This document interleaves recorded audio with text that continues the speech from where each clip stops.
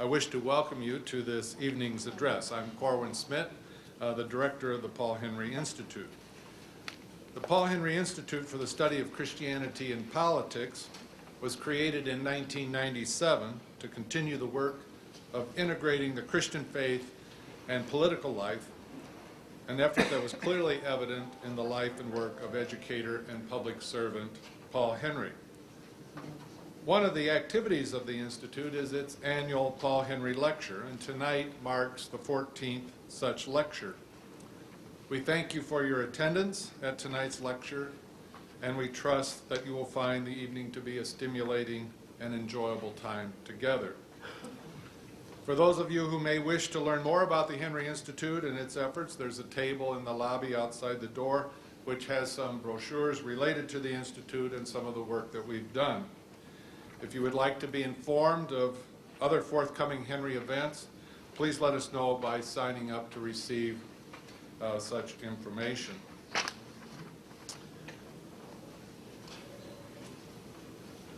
Before we begin our talk of tonight, I want to acknowledge the presence of Karen Henry and Jim Stokes, who are just walking in. I appreciate that. They've been here longer, but I started a little bit.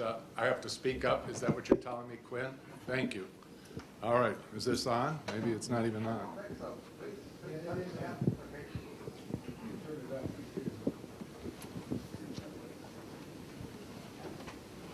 Maybe. Well, try this.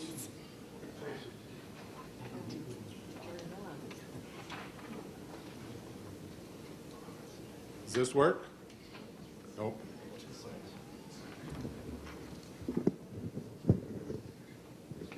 It's on. It's just. It's on. Okay, just get close to it. All right. All right. Anyway, I want to acknowledge the presence of, there we go, Karen Henry and Jim Stokes. If you would just stand briefly and receive our appreciation.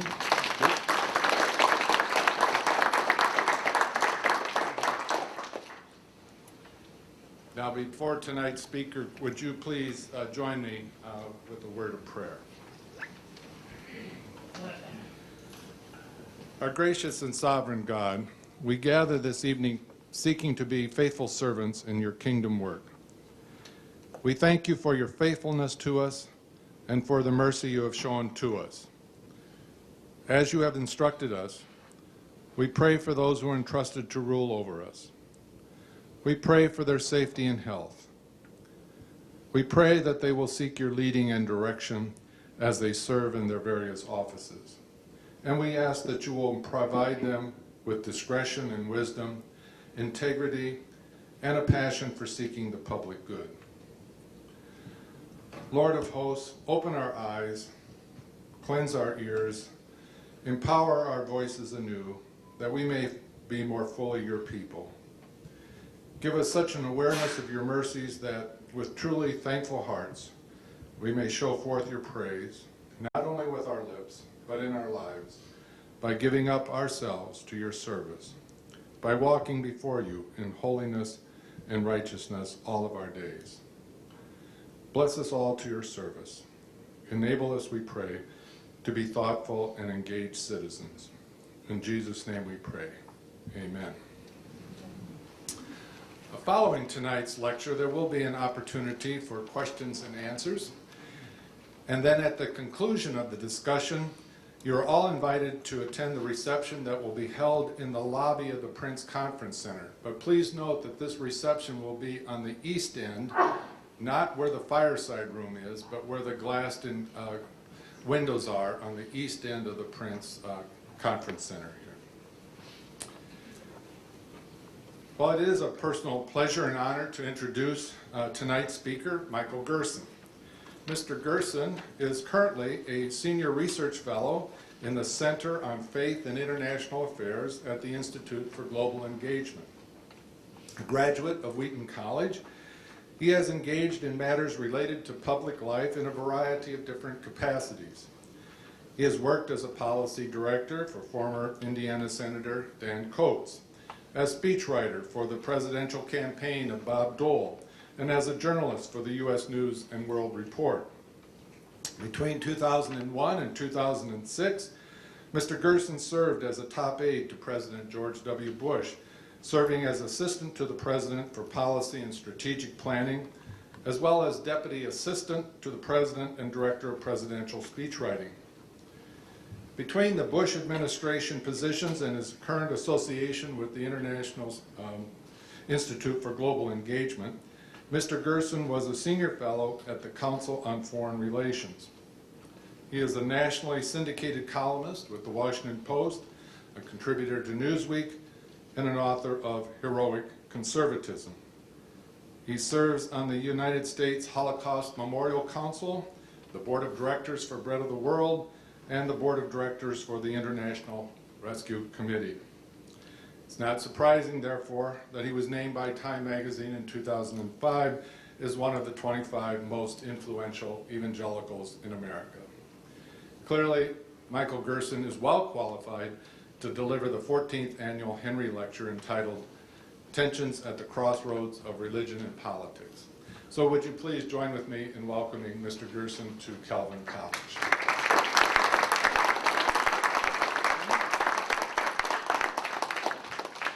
Thank you so much. That's much appreciated. I'm really very honored to be at Calvin College for the first time.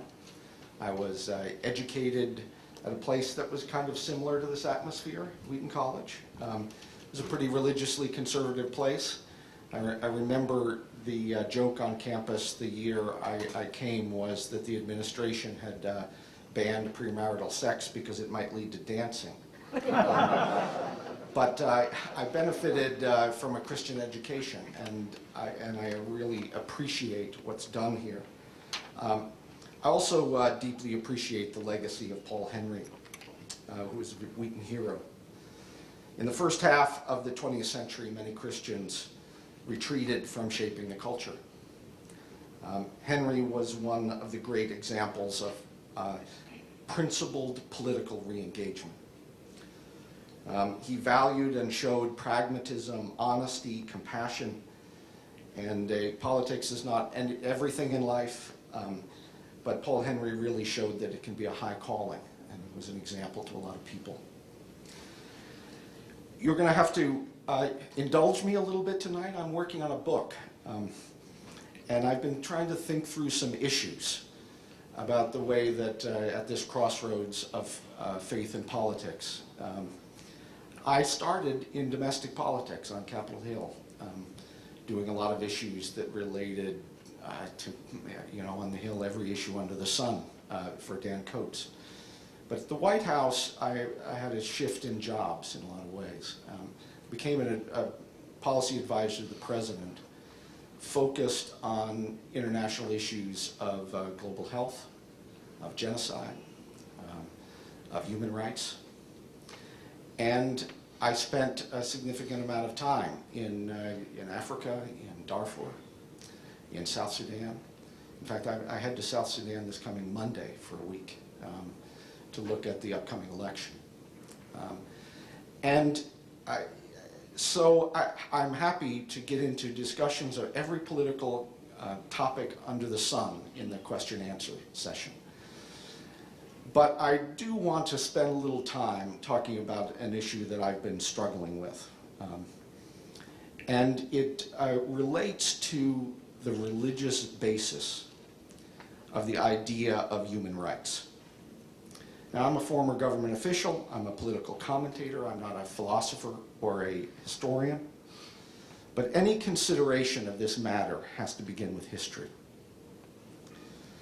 The European Holocaust of the 1930s and 1940s was the most important moral and political event of modern times.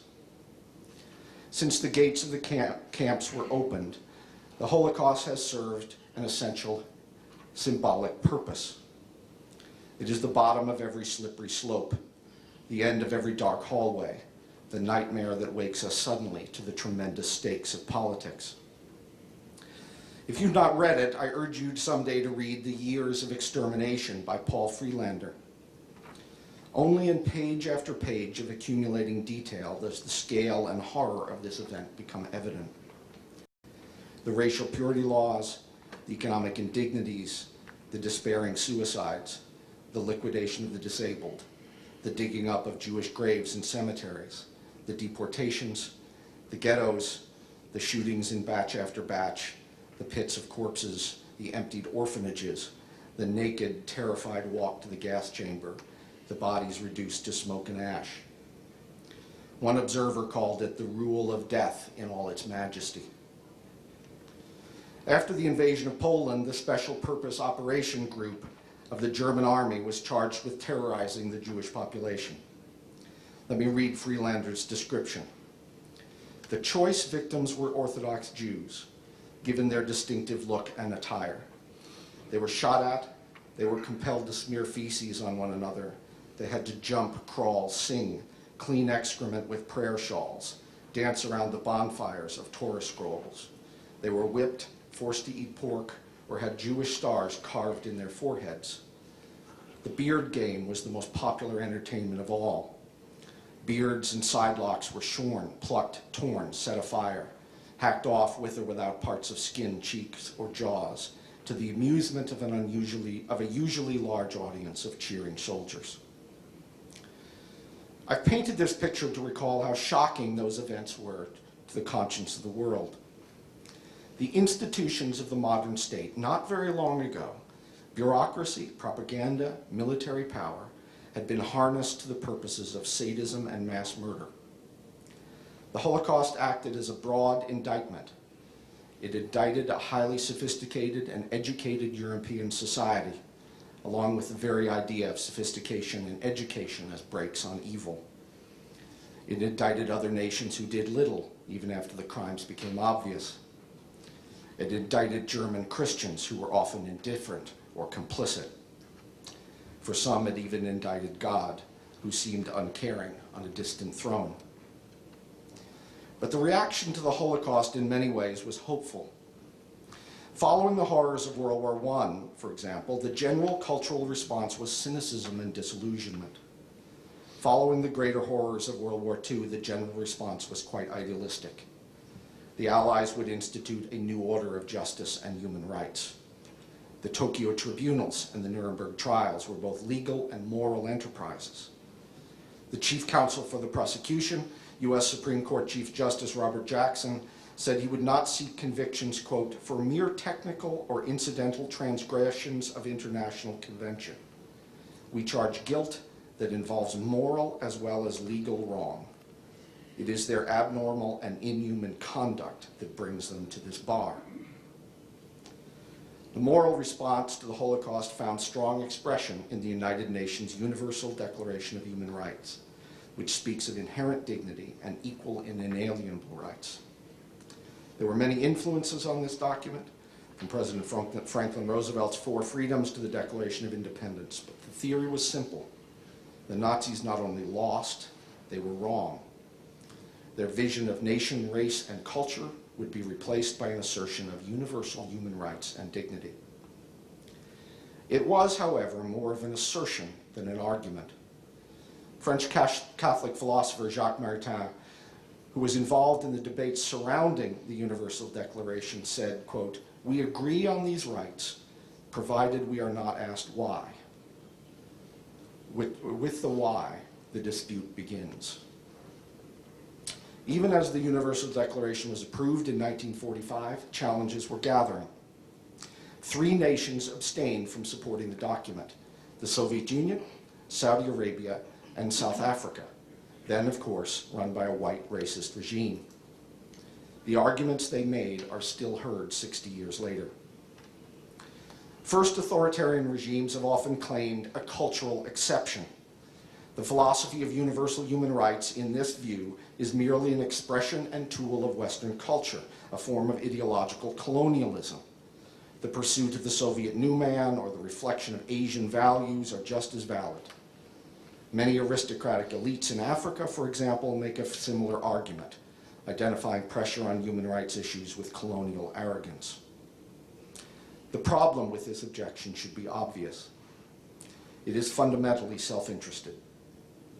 A few years ago, the Interfaith Project on Human Rights concluded, to date, governmental claims that culture justifies deviating from human rights standards have been made exclusively by states that have demonstrably bad human rights records.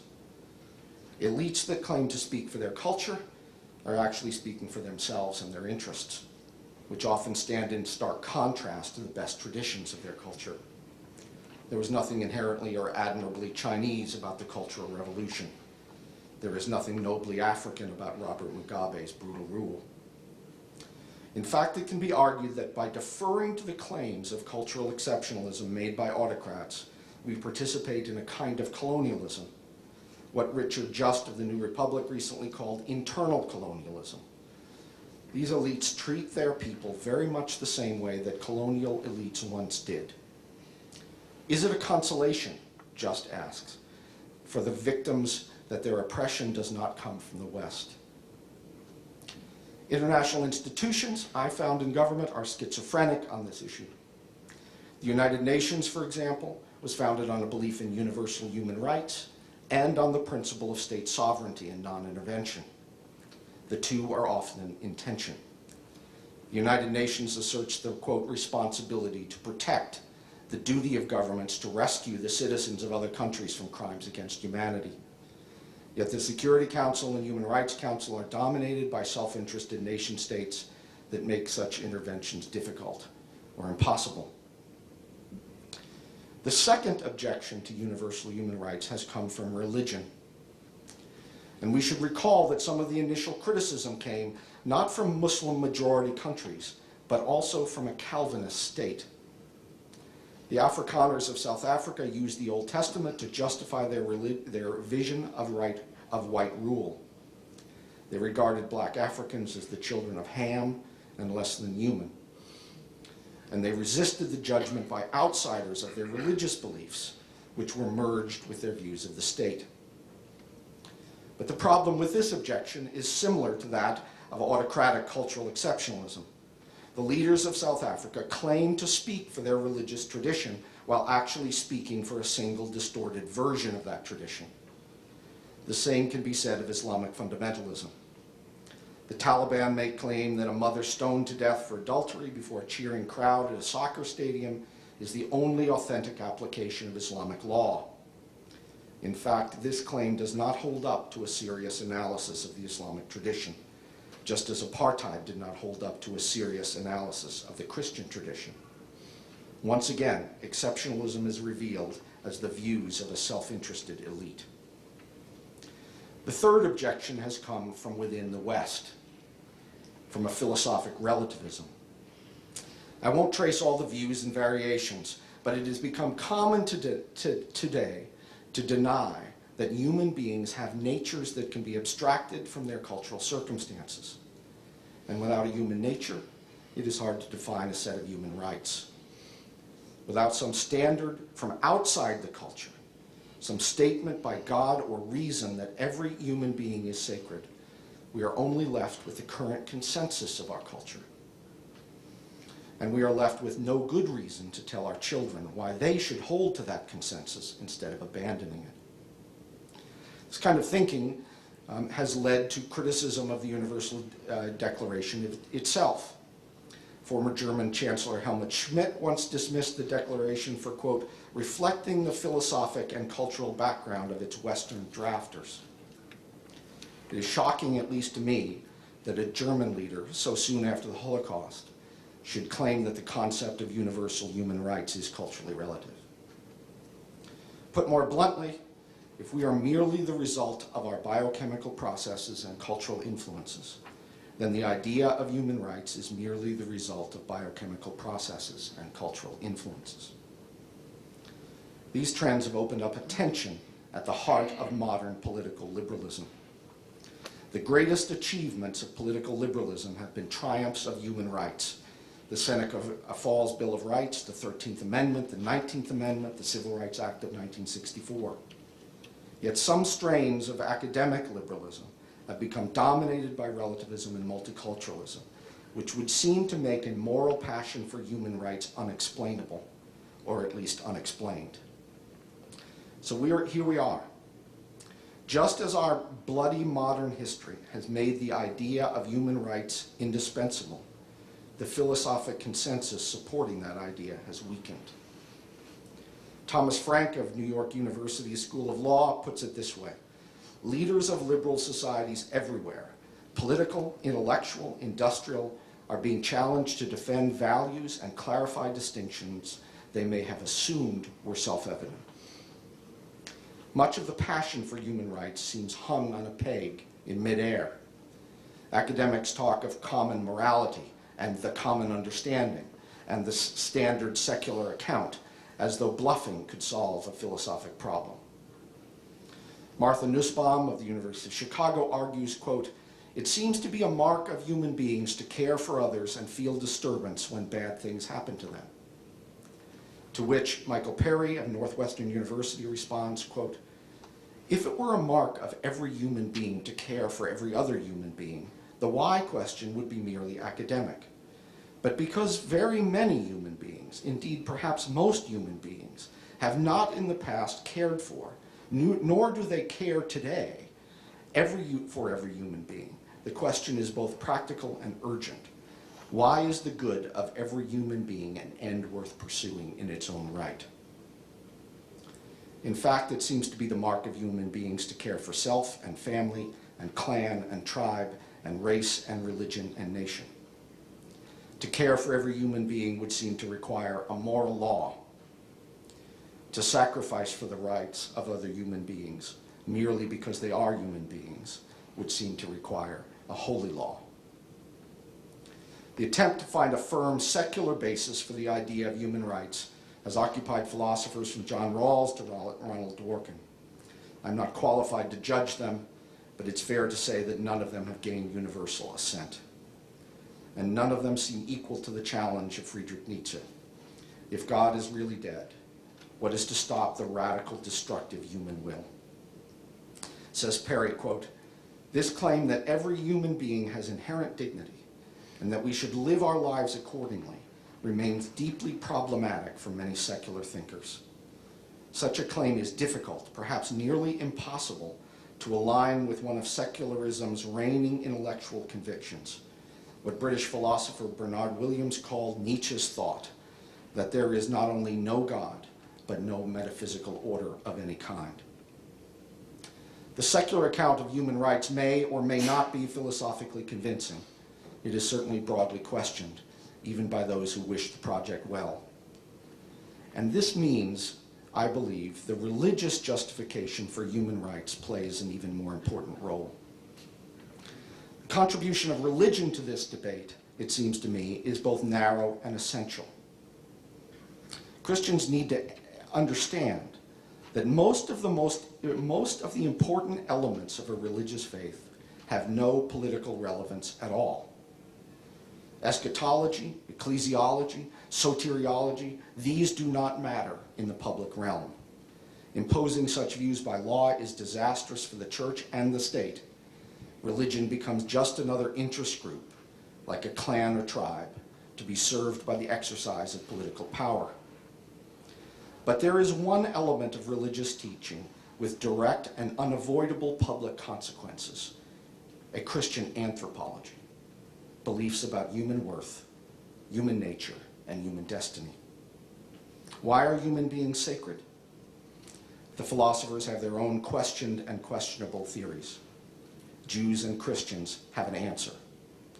They believe that men and women are created equal in worth in the image of God. They believe in a human nature which demands human rights. The transformation of institutional Christianity into a defender of human rights has been slow, halting, but dramatic. For many centuries of Western history, the Christian church vied and jostled for political power along with other interests, pursuing a tribal agenda at the expense of Jews, heretics, and infidels. But that has utterly changed. The Catholic Church, once a reactionary opponent of individualism and modernity, is now one of the leading advocates for universal human rights. Here is one of my heroes, Pope John Paul II. Quote, "It must certainly be admitted that man always exists in a culture. But it must also be admitted that man is not exhaustively defined by the same culture. The very progress of cultures demonstrates that there is something in a man which transcends those cultures. This something is precisely human nature. The nature is itself the measure of culture and the condition ensuring that a man does not become the prisoner of any of his cultures, but asserts his personal dignity by living in accordance with the profound truth of his being. Evangelicals have begun to make the same transition, or more accurately, to make it again. At its roots in the 18th and 19th centuries, evangelicalism applied a Christian vision of human nature to the abolition of slavery and the relief of urban poverty. The early 20th century brought cultural retreat. The 21st century is seeing a flowering of social engagement on issues related to human rights. This Christian vision is important precisely because it transcends culture. It has proven the ability to stand in judgment of many cultures, including our own. The theologian Max Stackhouse calls this, quote, one of the greatest revolutions in the history of humanity. Christianity, he said, led to the, quote, formation of institutions differentiated from both familial, tribal, and ethnic identity, as well as from political authority. Religious people have a unique ability to stand outside the prison of culture and call attention to a set of universal ideals.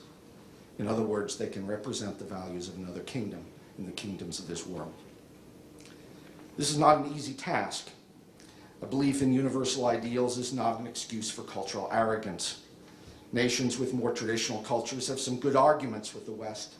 A belief in human rights and dignity does not need to travel with all the baggage of the sexual revolution. There are reasonable disagreements about how universal ideals are applied in different cultural contexts. A headscarf is not a human rights violation. Human rights reformers in other cultures will work and speak from within their own traditions. But every culture, thank God, has some tradition of respect for the other to build upon. This task of applying ideals is also not easy, because governing is often not easy. The proclamation of a human right does not directly determine a public policy. It is one thing to say, for example, the people of Sudan should be rescued from violence, but those in government have responsibilities beyond moral clarity. What are the prospects that an intervention would be successful? What might be its unintended consequences? What other responsibilities would this diversion of resources undermine? Even great nations have limited power. Given a serious violation of human rights, there are often several morally permissible courses. Prudence in making a choice is also a virtue. And sometimes the moral views of Christians are frankly simplistic. They attempt to apply the standards of the individual to the practices of the state. Since I should not kill my neighbor, a nation should not go to war. Since I should not confine and question my neighbor in my basement, a nation should not interrogate terrorists. This represents a fundamental misunderstanding of government, which has powers of life, death, and coercion denied to individuals. Powers that can be abused, powers that often involve wrenching moral conflicts, but powers that can be used to defend the general welfare. This is the reason that the calling of the soldier, the calling of the policeman, the calling of the president are not just permissible for Christians, but honorable. For all this complexity, however, certain principles of a Christian view of human rights are clear. Human beings stand at the center of our concern, which means that the sovereignty of the state is not absolute. The purpose of government is to serve the people and not the other way around. And the universal claims of human dignity reach across borders. Human worth is not determined by nationality, and the responsibilities for human dignity are not bounded by borders. This belief requires, I believe, a rejection of a simplistic foreign policy realism, the idea that the internal conduct of foreign regimes is irrelevant to the conduct of American policy. America does promote human rights for a realistic foreign policy reason, because brutal nations tend to be aggressive nations. But we also promote human rights because there are moral as well as legal wrongs, and because some conduct is abnormal and inhuman. In the first foreign policy class I ever took, at this college or Wheaton, My professor said that the moral motivation in foreign policy is always a lie.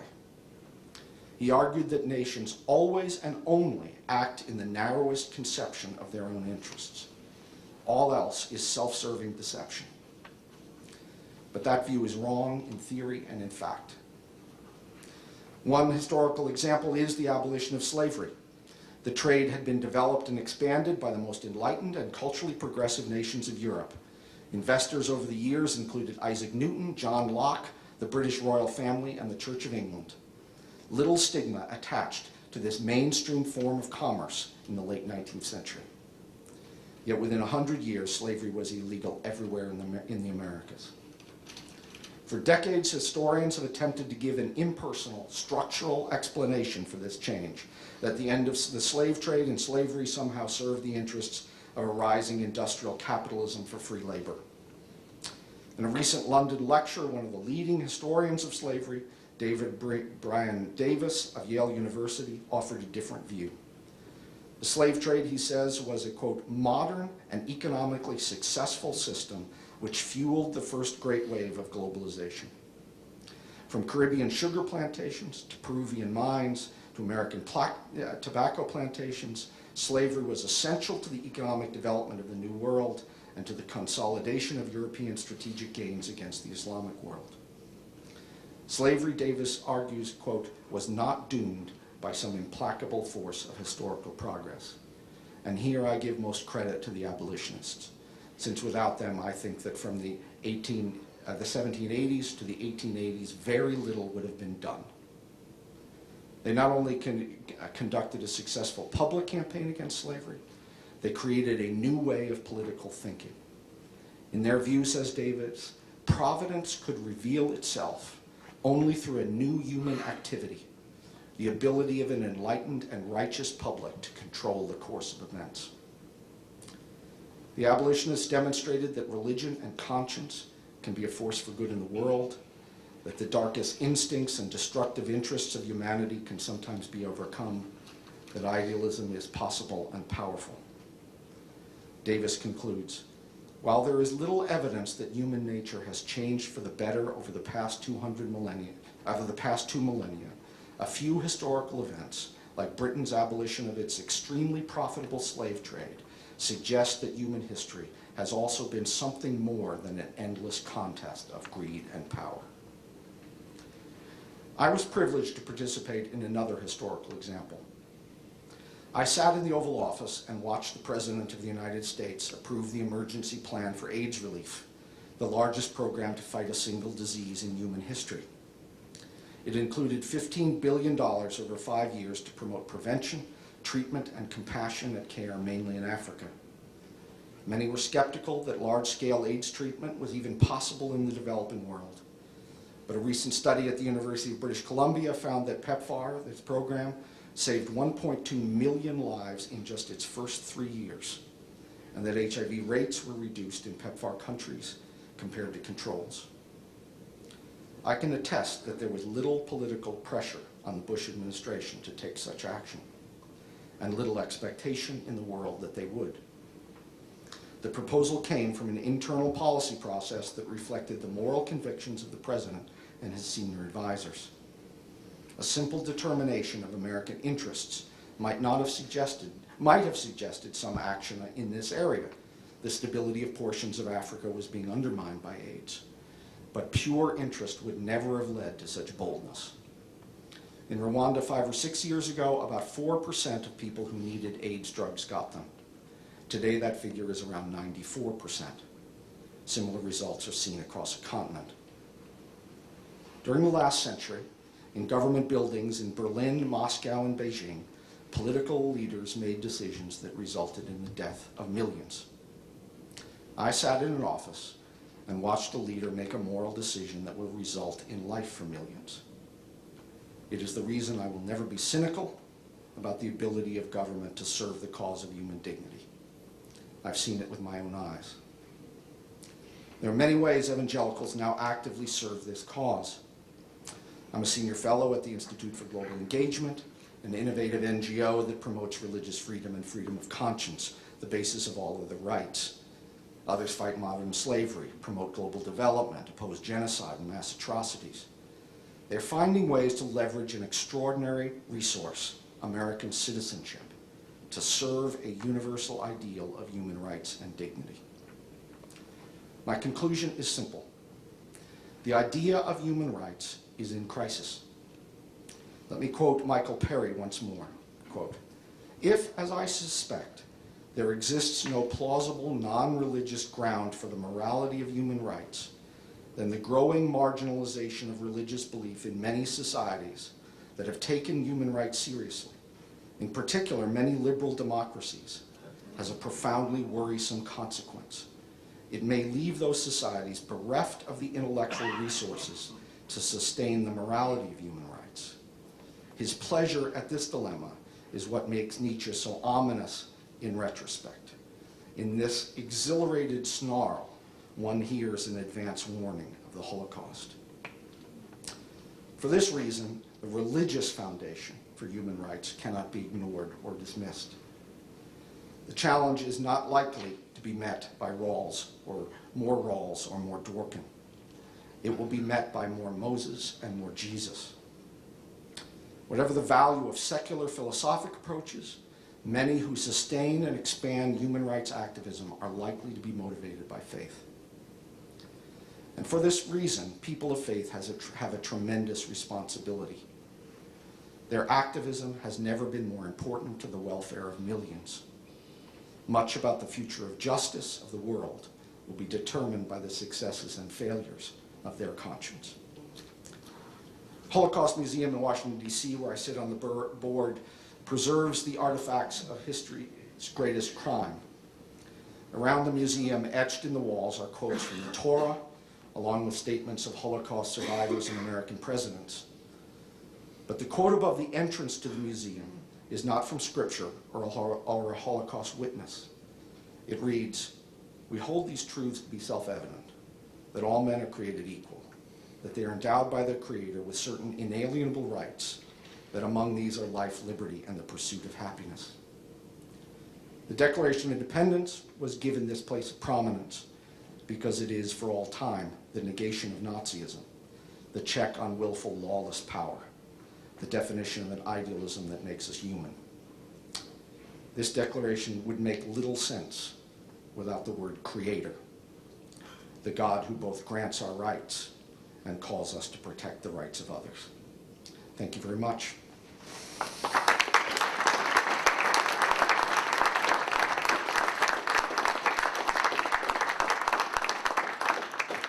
Thank you, Michael. I think what I asked, I'll let Michael basically acknowledge those of you that have questions, but would you please stand and give your name and then pose your question, and then I'll let you recognize it. Great, please, any topic. It doesn't have to relate to John Rawls.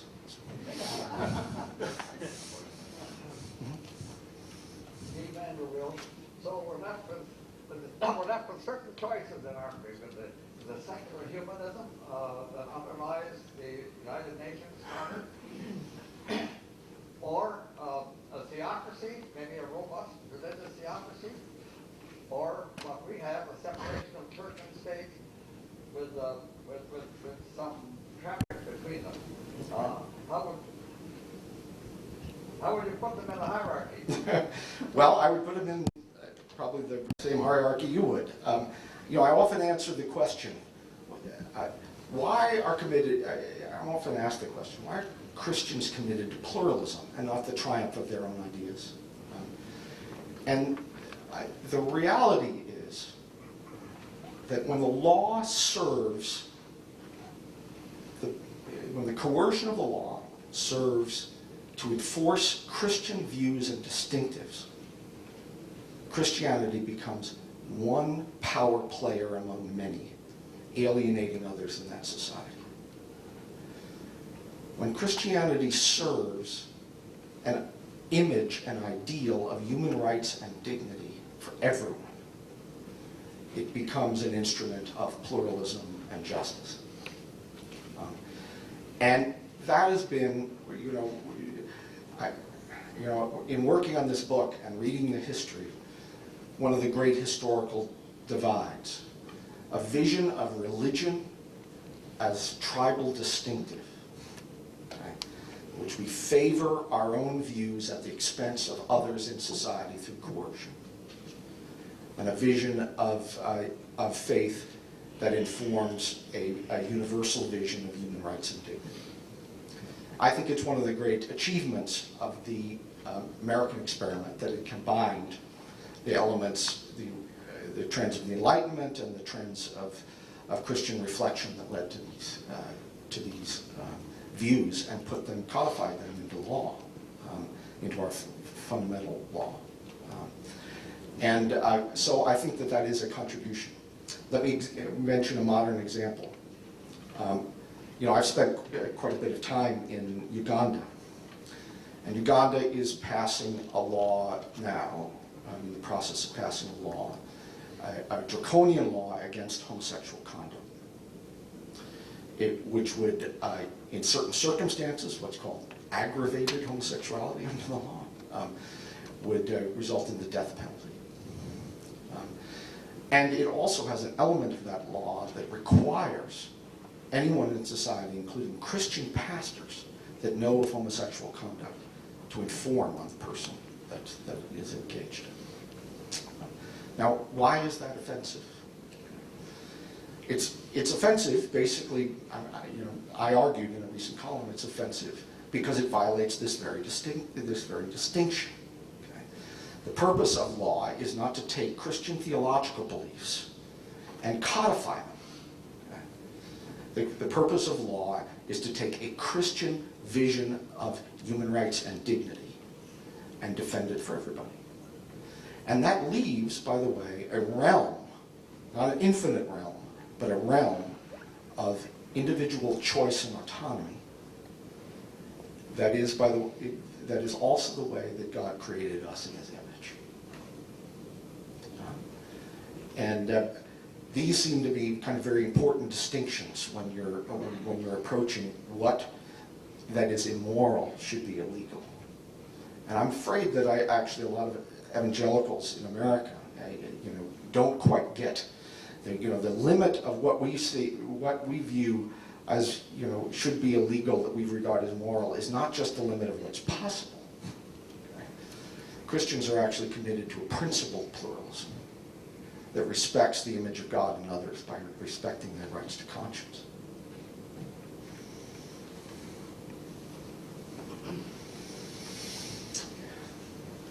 Sure. Back there? Oh, yep. Yeah. I had a question of, I guess, much less gravity than what's been talked about earlier. I was wondering if you had any comments on the recent feud between Glenn Beck and Jim Wallace, and then maybe connecting that to the difference between basing your political beliefs on your religious views or using religion to justify your political beliefs. Yeah, I think almost by definition, Glenn. Okay, the question is if I have any comments on the recent spat between Glenn Beck and Jim Wallace on the issue of social justice and its use in Christian terminology. I think almost by definition, Glenn Beck is a lesser concern than what we've been talking about. But it's, let me put it this way. I think that I don't want to cast aspersions. I know Jim Wallace fairly well. I'm involved in something called the Poverty Forum with him, which is a left-right kind of meeting trying to find common ground on policy to fight poverty. And I like Jim. And I worked with him on Sudan and some other issues. I don't know Glenn Beck. They're talking past one another in a certain way because they both want to react to a caricature in this debate, as is often the case when you're talking about sort of television discourse. Glenn Beck, I believe, is probably making a point, a reaction to the way that the phrases economic and social justice have sometimes been used in mainline Christianity through the 50s, 60s, 70s, 80s, as being essentially identical to a liberal agenda. And churches have done that. it's amazing to me, being in Washington, how often the religious right and the religious left repeat precisely the same mistakes, except they just use somebody else's agenda. Okay? So I'm going to baptize, the Democratic Party, your approach to the budget, or I'm going to baptize the Republican Party view of tax policy, and that these become definitional to the way Christianity is viewed. My experience is that when any religious tradition identifies their own beliefs too closely with any ideology or political agenda, they become tools in the power games of others. I think the left is capable of that, just as the right is capable of that. I think that was some of what Beck was criticizing. But he went further and essentially said, if these words are ever used, the word social justice, look on the website, you should stop attending that parish. And of course, social justice, it doesn't just have the meaning ascribed to it by the National Council of Churches. Okay? It's a common Christian commitment that comes out of a long history, that comes out of really, the prophets of the Old Testament leading up to many of the teachings of the New. And it has to do with, I think, a very important Christian distinctive, kind of relating to this earlier discussion. A sort of small L liberalism, a sort of either a conservative classical liberalism or a modern kind of secular liberalism, they often have a procedural definition of justice, okay? Which means justice is the impartial application of rules. Okay? So you have a free society, you've got a free economy, you've got a self-government, a kind of free political system, and that is the nature of justice. Okay? I think the Christian teaching, as it's developed, is that that is an important element of justice, but the justice of the society is also judged by the treatment of the weak, the vulnerable, and the voiceless. That it's not egalitarian, but it is oriented towards people who don't have social power, and how they're treated by the broader society. And that, in my mind, is true of poverty, it's true of the elderly, it's true of the unborn. And so there's this strikes me as that there are perfectly proper uses of the phrase social justice in this argument. But they, honestly, they both get attention kind of talking past one another. Herm Kaiser. I wonder why evangelicals aren't writing more about other faith communities. In our tradition, Bobby was a missionary, he reflected on missionary philosophy and so forth, and he wrote a book, The Church Between the Temple and the Mosque, that spoke very highly about other religious communities. And Dr. Henry Staub, in a banner article several years ago, in an introduction to a series of articles on missions, also spoke very highly of other faith communities. And he said we Christians should do that. And one is because of the image of God that we're all created in. Second, that God reveals himself in general revelation.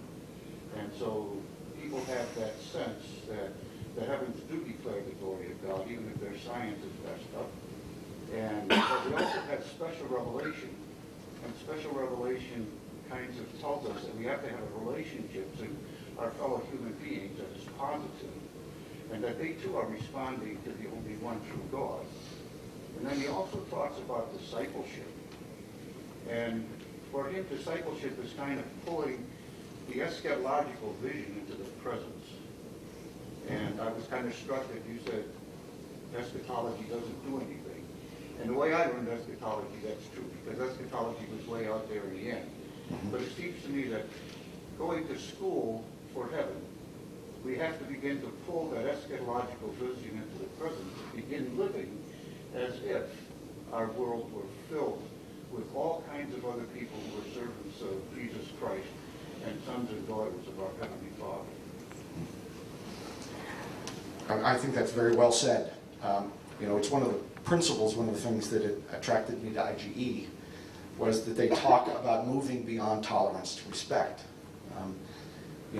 Tolerance is a requirement of just basic human interaction, but how do you get beyond barriers to build respectful relationships that demonstrate really the nature of Christ? With the model of the Samaritan woman, someone who was part of a despised minority, the wrong sex, and who was herself engaged in immoral behavior, and then how you engage in that was a model of cross-cultural engagement. Right. I will tell you from the perspective of government how often our job was, how sometimes our job was complicated by the irresponsibility of religious people. So when Jerry Falwell or Pat Robertson would refer to in disparaging ways to the Prophet Muhammad, when they would talk about all of Islam as essentially a religion of evil, that these things are instantaneously communicated around the world. They're viewed as the predominant view of American Christianity, which is then viewed as the predominant view of the U.S. government, and it caused genuine challenges when people, I think, spoke out of ignorance in many ways. One of the most important things for Christians to do in this global circumstance we face is to be smart enough to disaggregate when it comes to religious traditions, to understand that the diversity of Islam is comparable to the diversity of Christianity, and it's has many different traditions. That's a hard thing, coming from a media background. A lot of our media doesn't even understand that about American Christianity. Okay? They view all evangelicals as fundamentalists, everybody is dispensationalist. They have absolutely no idea. Okay, but we have to be better at looking at other traditions. And so I spent recently, I did a column. I spent an evening with the Grand Mufti of Egypt, who was the leading.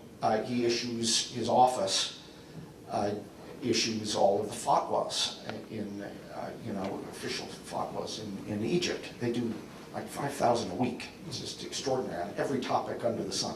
Okay? I mean, should you be able to have a cell phone transponder on a minaret? They're constantly making decisions about things like this. But we spent a couple of hours actually talking about hermeneutics.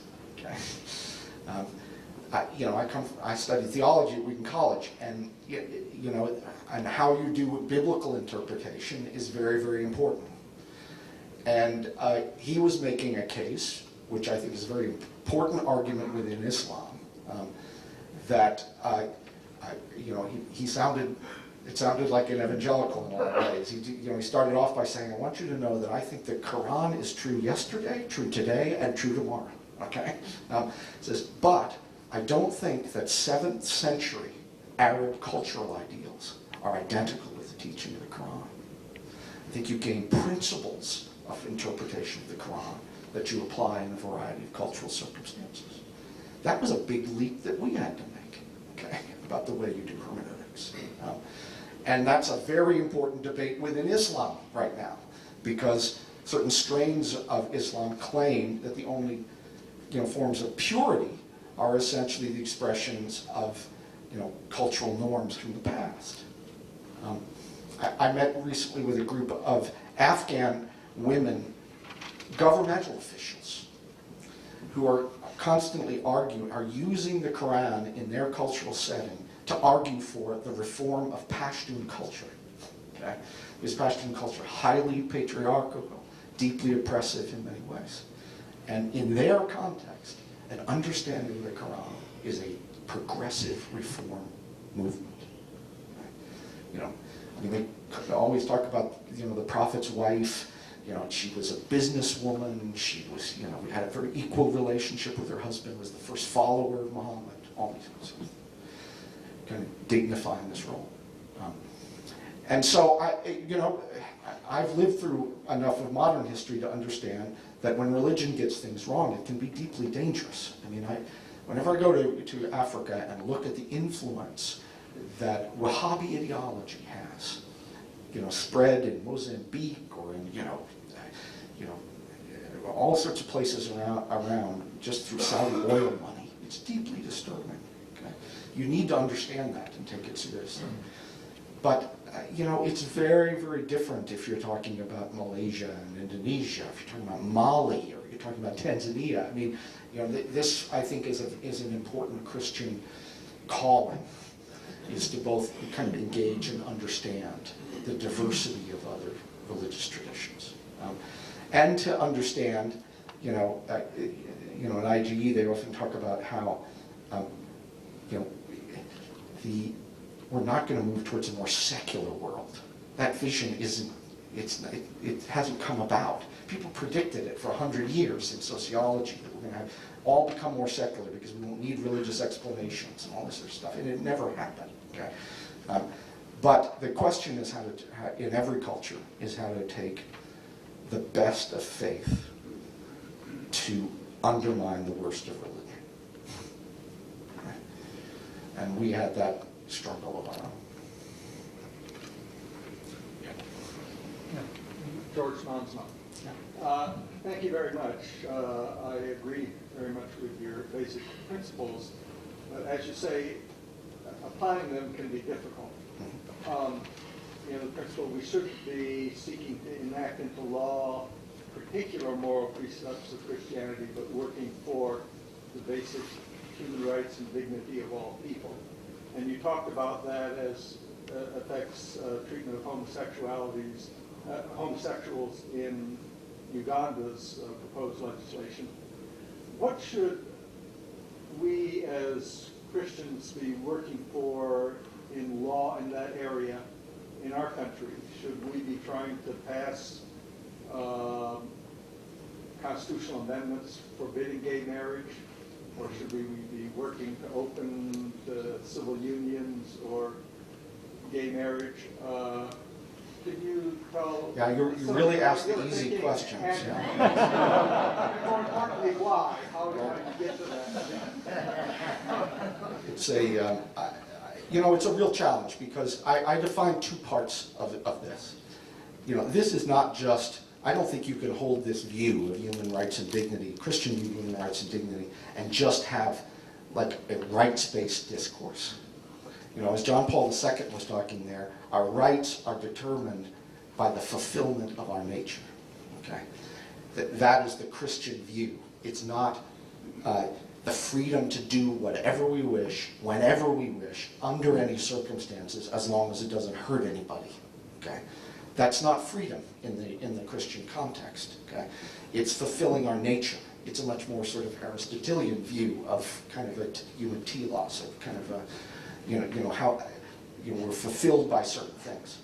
I remember I used to work for Chuck Colson. He would tell the story about a woman, who was exhausted and her health ruined by drugs and parties and casual sex and all sorts of things.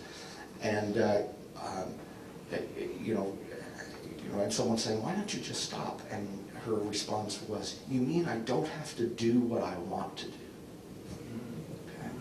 Okay. That is a very conservative principle too.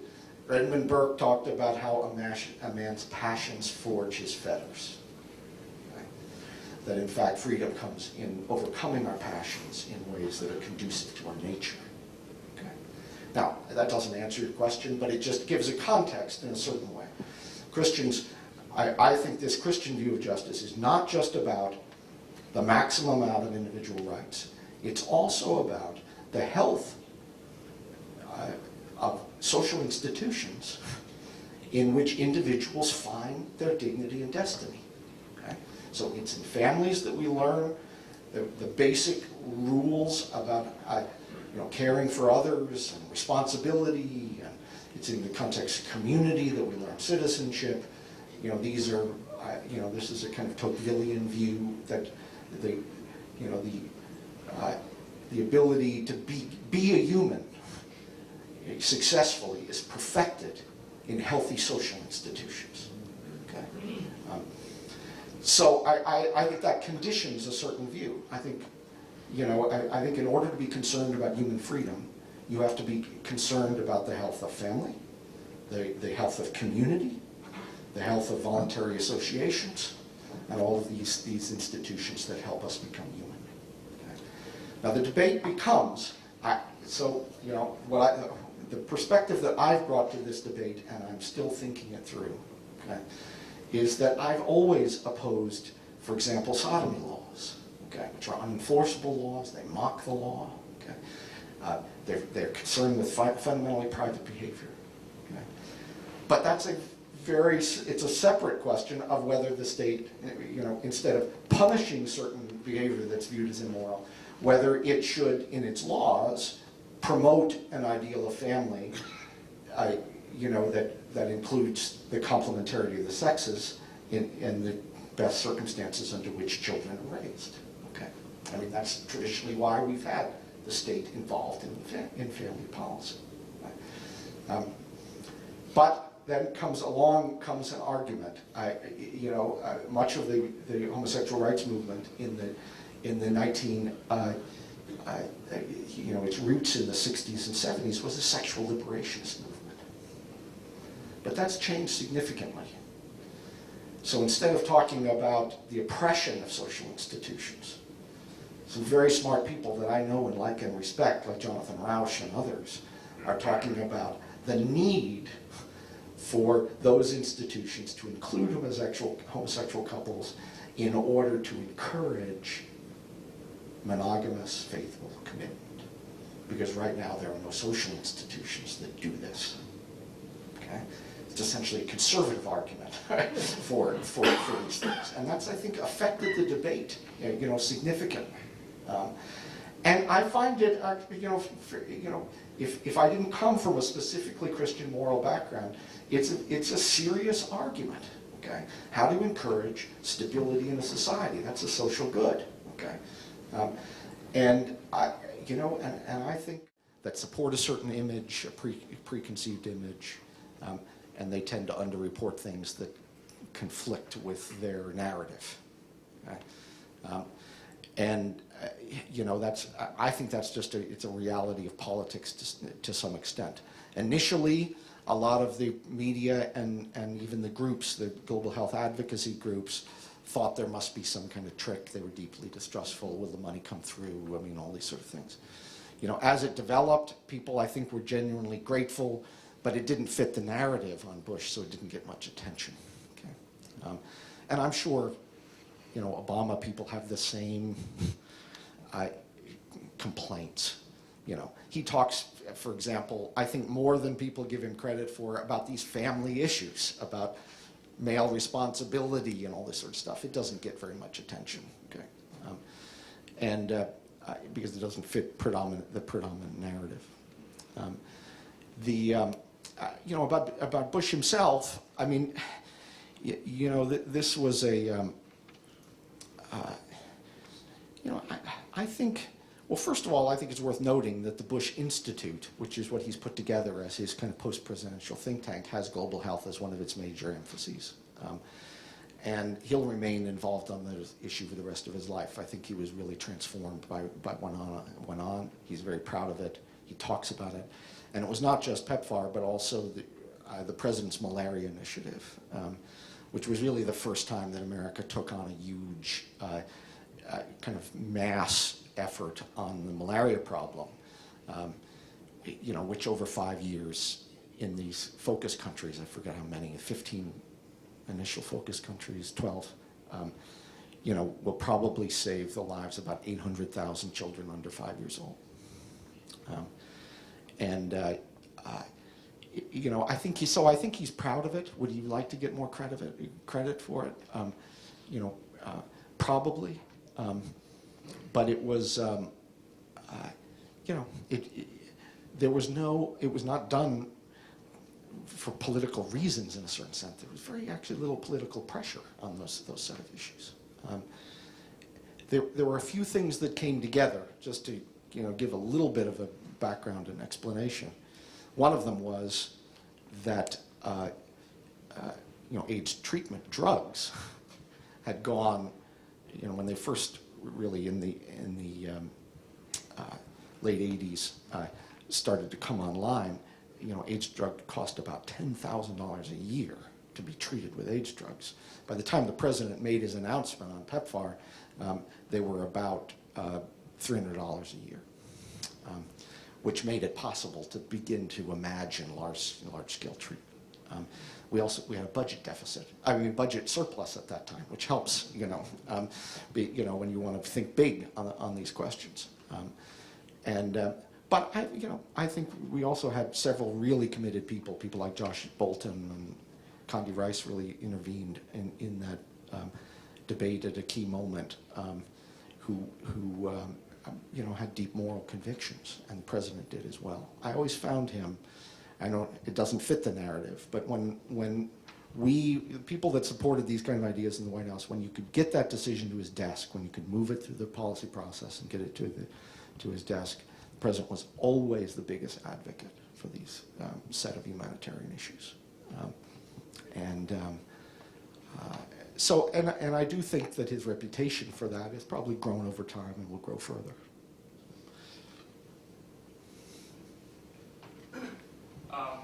Thanks for opening up to all the issues. So I was just Sure. wondering if you could sort of provide some insight on healthcare as being a moral right, or the government as having a moral obligation to provide healthcare to its citizens. Right. Well, I think it's a perfect example of this, that obviously the health of, the access to healthcare is related to the ideal of human dignity, that the access to healthcare in a modern society is an important guarantee of justice. But beyond that, it becomes a real question, about how this is provided. I don't want to sound, I don't want to sound callous in this circumstance. I just want to be descriptive that most people in the United States can get health care. They can't get health insurance. Okay, that's the problem. If you go to an emergency room, the federal law requires that they treat you. Okay, we have an extensive system of community health care centers in the United States where people can come in off the street and get treatment. Okay, it's not necessarily the same quality of care that others get, but compared to the rest of the world, it's quite good. And so the question then becomes, as you get down in complexity, okay, we generally have a system in which people have access to some health care. Do they have a social right to health insurance? Okay, and there, I think it's a real question about how to make the overall system both affordable and the highest quality that you possibly can. I would strongly oppose on prudential grounds a single payer system by which everyone would be on Medicare, okay? Because I think it would be disastrous. But I would also oppose a kind of libertarian solution here, and so you have a mix of public and private approaches. So we have Medicare and Medicaid, which I think are just expressions of a commitment to the common good, and you have essentially a parallel system of private medicine oriented towards business-based insurance that is that drives a lot of the quality and innovation of American healthcare for the future. So it plays a moral role too. You can't, as some countries have done, just declare we're going to have primary care for everyone at this current level of care, okay, without those market elements that drive innovation and quality. And so you end up in my situation, being for a mixed system, very much like the one we have. My concerns about the current health care bill, the Senate bill that the House will be voting on maybe on Sunday, are really twofold, and I have them in my column in the Post today, actually, which are, the Senate plan would cover health care plans that cover abortion. Now, every one of the exchanges, the regional exchanges, would have to have an option that doesn't cover abortion, but federal money would go to plans that cover abortion. And that would be unprecedented since the Hyde Amendment in 1976. The second one is I have just increasing concerns about the entitlement crisis that we're facing. I mean, we have right now over $100 trillion in unfunded liabilities in Social Security and Medicare. Now, these are things we don't, right now, have money budgeted to pay for in the future. And I'm concerned that some of the reforms, that the things like, cuts in Medicare disbursements and, tax on Cadillac health plans that are included in the Senate bill are being spent, these savings are being used for a new entitlement instead of shoring up fundamentally unstable current entitlements. And that likely is to create a massive economic challenge at some point in the future. And so that to me is also an important prudential argument. But I guess I would just leave it by saying that it's a perfect illustration of the point about how it's very hard to go from a human right directly to a public policy. And that is the role of political prudence. It's why prudence is, first of all, it's why these debates are not debates of light and darkness, good and evil. They're debates about outcomes. And they should be treated in a civil fashion that way. Okay? But it also means that people who are good at the policy play a very important moral role, because the outcome is very important, not just the intention.